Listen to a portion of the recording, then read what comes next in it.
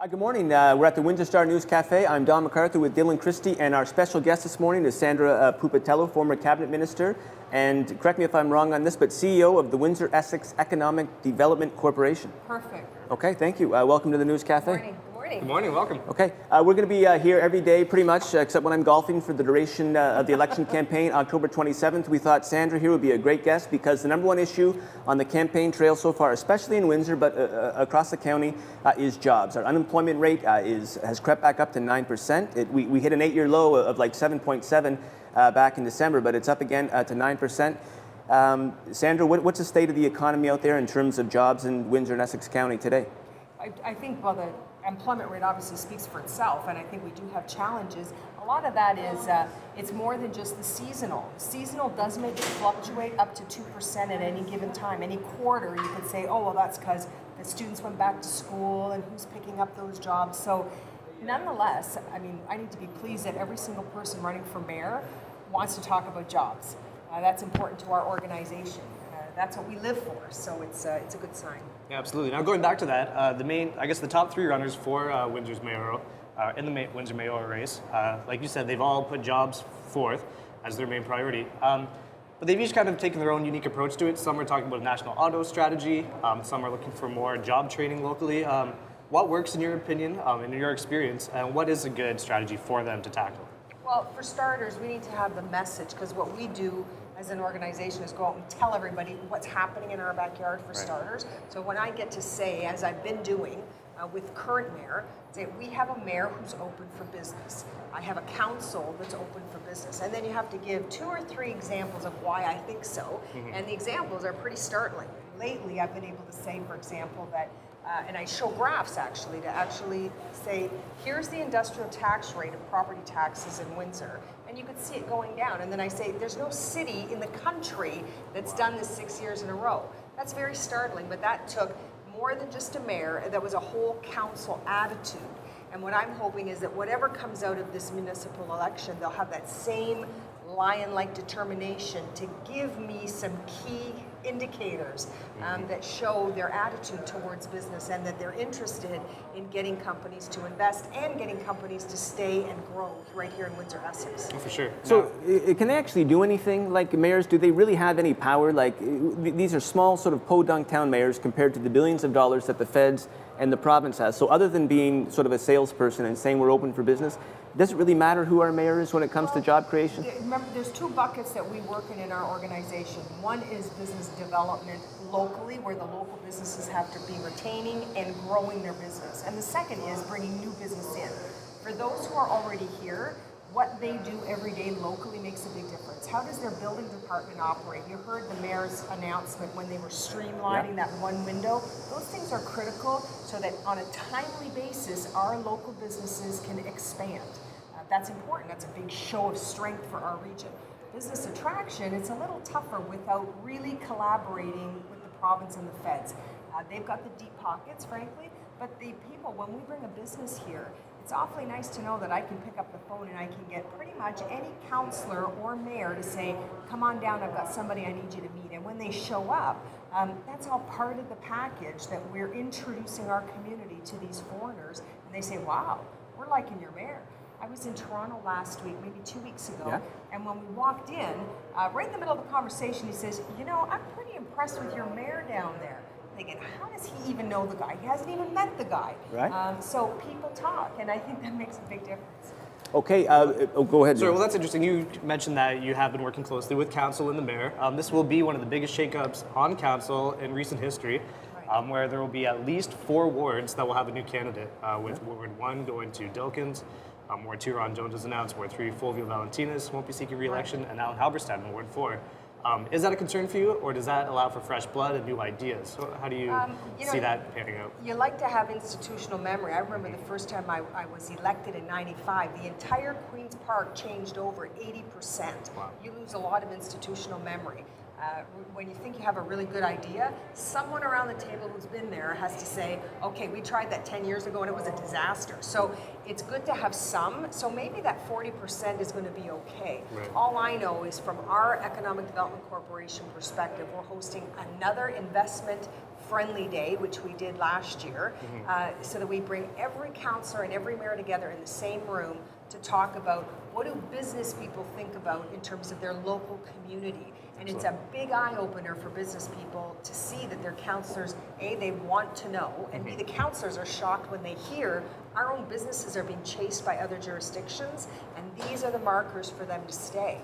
And that really is very influential when councillors go back and make decisions about property taxes, about how much service is going to be available. Do they have a one-window approach for their local business? We've actually created a position called a business ombudsman out of our office, which is very special. There isn't any other in Canada, and it's for our business people to know if they have a question that relates to the federal, the provincial, or the municipal government. They have one woman that they can call who's going to do all of that digging for them. And that's just one more way of us to say we're a very business-friendly community, and we're putting our money where our mouth is. No. How busy has that person been? It's amazing, actually. Yeah, it's been nonstop. And now we're coming out, we report to our board every quarter the top 10 issues that our business people face. And we start to see the trend lines, what are the big issues, what do we have to do about it, and everything that pops up on that top 10 list, we look at the list and say, what are we doing about that? So it's kind of like, don't just pick the baby out of the water, go back and figure out why they're getting thrown in the first place, right? And that's what we're doing. We start doing work in advance now to talk about changes that are coming in regulation, how businesses can prepare so that we stop them from having the problem by giving them good information at the front end. So, you know, we're doing our part. And remember, our organization is funded by both the municipal councils of Essex County and the city. So we haven't asked for more money lately, but the time may come. And if it does, I'm hoping our local business people, our councillors being represented are going to know we're only going to ask if we need it, and I hope they'd be supportive of an agency like ours. Excellent. Okay, Sandra, you almost went, you weren't too enthused when you saw this picture here in my keynote today. We use it all the time to illustrate. For a long time, we were the unemployment capital of Canada. When we're number 2, we can't really use this photo. Just tell us why it bothers you and what kind of damage it can actually do on a broader scale. Well, because I think you putting that up there, you have a hand to play in us not having a really great sterling reputation. And in this day and age of media, it's one thing if it's electronic media where it sort of flashes by people and then it's gone. When it's in the paper, or you can go back to a website and find it again, things like that, groups like site selectors, for example, they want to say, oh, let's check out Windsor.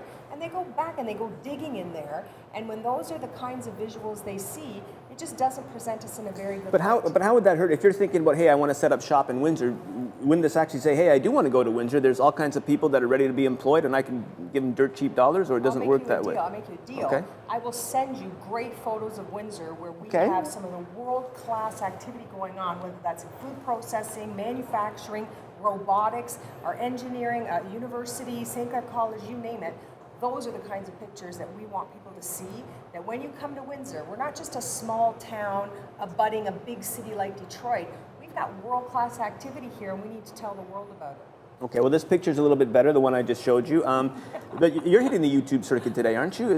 Aren't you going out there? You were on agribusiness last week, but aren't you on to something else this week? Well, this week it's advanced manufacturing. We're actually showing up in plants and doing video. We have to respond like the rest of the world is to social media.